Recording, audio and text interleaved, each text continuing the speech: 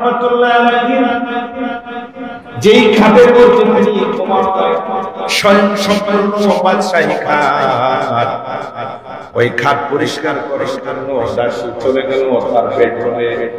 যাইয়া দেখে এত সুন্দর বাদশাহী খাট রে বাবা। দাসীর দেখা মনের মধ্যে একটা মায়া আসছে যে আরে ইব্রাহিম বিন আদম আজকে তিনি বাদশা হয়েছে, বাদশা হওয়ার কারণে এই সুন্দর খাটের মধ্যে তিনি ঘুমায়। আমি গরিব মানুষ, যার কারণে আমি এই খাটের মধ্যে ঘুমাইতে পারি না। আরে ইব্রাহিম বিন আদম, আমার মন চায় এরকমের সুন্দর একটা পরিবেশে একটুখানে বসি। মনের মধ্যে যখন বিভিন্ন ধরনের কথাবার্তা চিন্তা চেতনা চলে আসলো বাবা, একটা পর্যায়ে দাসী ইব্রাহিম বিন আদমের খাটের মধ্যে বসে গেল। নিজের মনের অজান্তে যখন আবেগ চলে আসলে খাটের মধ্যে যখন বসে গেল, বসার সঙ্গে সঙ্গে এত আরাম, এই আরামকে নিজে চেকে নিতে না পেরে চোখের মধ্যে এমন ভাবে তন্দ্রা এলো গেল। তন্দ্রা আসার কারণে দাসী আস্তে করে ওই রাজকীয় প্রাসাদের মধ্যে বাদশা ইব্রাহিম বিন আদম রাহমাতুল্লাহি আলাইহির খাটের মধ্যে আস্তে করে ঘুমাইয়া গেছে।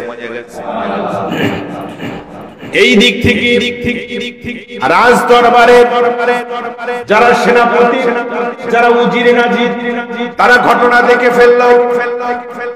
যখন হযরত ইব্রাহিম বিন আদম ঘরের মধ্যে চলে আসলো, বাদশা রাজকীয় প্রাসাদের মধ্যে আমার বাবারা যখন প্রবেশ করলো, সঙ্গে সঙ্গে সেনাপতি যাইয়া বলে জাহাপানা একটা বিচার আছে। বলে কি বিচার?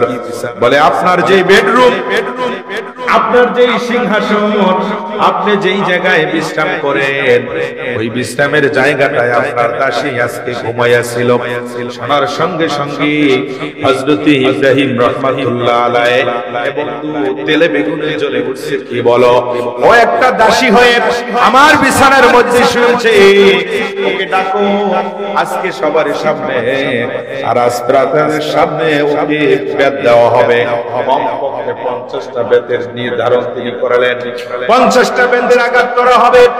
একটা বেতের আঘাত কোনো মানুষ সহ্য করতে পারে না। বাদশা নির্ণয় করলো 50টা বেতের বাড়ি। ও বন্ধুরে, যখন দাসীকে সমস্ত লোকের সামনে দাঁড় করাইয়া দিল, দাসীকে যাইয়া বাদশা নিজে জিজ্ঞেস করে, রে দাসী, ওই দিন যে তুমি আমার বিছানার মধ্যে শুয়েছিলে, দাসী বলো কি কারণে শুয়েছিল? দাসী ডাক দিয়া কয়, জাহাপানা আমি গরিব মানুষ, আমার টাকা নাই, আমার পয়সা নাই, আমি আপনার বাসায় কাজ করি, বিনিময়ে আপনি আমাকে কিছু হাদিয়া দেন, এইটা নিয়ে আমার বাল বাচ্চা পরিবার চালাই। জানাব যদি মেহেরবানি করে আপনি আমাকে মাফ করে দেন। বলে মাফ করা যাবেই না। বলো বলো তুমি কিসের জন্য শুয়েছিলাম?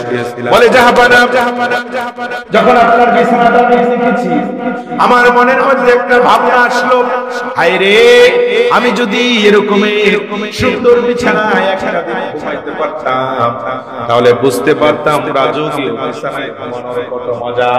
ও বন্ধুরে, হযরত ইব্রাহিম বিন আদম রাহমাতুল্লাহ আলাইহি বলে, ভুল করেছো রে দাসী, ভুল করেছো, প্রস্তুতি নাও, তোমাকে এখনই বেতের আঘাত করা হবে। রাজা নিজে হাতের মধ্যে বেত নিয়ে যখন অবন্ধু দাসীকে একটা করে আঘাত করা শুরু করলো, 48টা বেতের আঘাত যখন শেষ হয়ে যায়, দাসী হযরত ইব্রাহিম বিন আদম রাহমাতুল্লাহি আলাইহির দিকে চেয়ে শাসা করে হাসি বের করে দিল। ইব্রাহিম বিন আদম ডাক দিয়ে বলে, রে দাসী, বেতের আঘাত খাইয়া কোনো মানুষ হাসে না, তুমি কেন আমার দিকে তাকিয়ে তাকিয়ে হাসতেছ?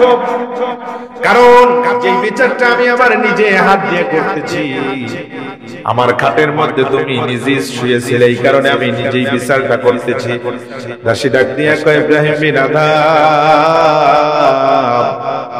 আজকে যদি সামান্য 5টা মিনিট আপনার খাটের মধ্যে শোয়ার বিনিময়ে আমার যদি আজকে এরকমের ভাবে 50টা আঘাত আপনার হবে ও বলকের বাদশা ইব্রাহিম, তাহলে আপনি ভালো করে শুনিয়ে রাখেন, যেই বিছানার মধ্যে আপনি এক নয় দুই নয় ও ইব্রাহিম বিন আদম আপনার জন্ম হয়েছে 100 হিজরির মধ্যে, ওই থেকে শুরু করে এই পর্যন্ত কয়েক বছর চলে গেল, আপনি যেই শাহী বিছানার মধ্যে ঘুমায় আছেন, না জানি আমার আল্লাহ আপনার জন্য কি ব্যবস্থা রেখেছে।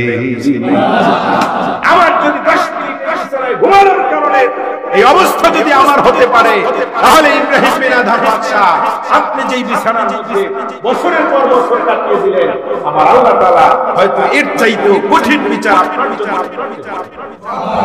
করতে পারে কি পারে না? আব্বা পাঠান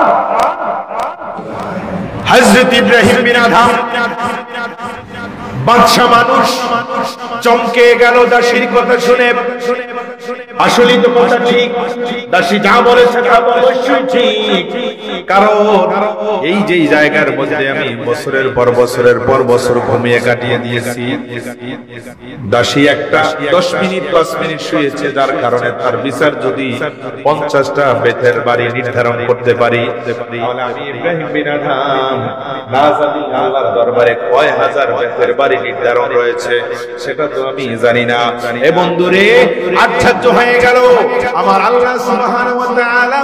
আমার যখন রাত্র চলে আসলো, অনুরূপ ভাবে আরেকটা গায়বী ভাবে ইলহাম দেওয়ায় দিল ইব্রাহিম বিন আদমকে।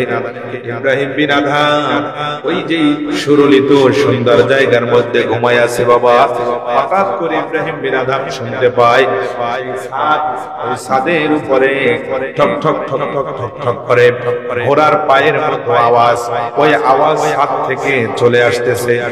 ইব্রাহিম বিন আদমের ঘুম ভেঙে গেল, শাহী বিছানা থেকে জেগে গেল, প্রহরীকে ডাক দিল, উজির নাজির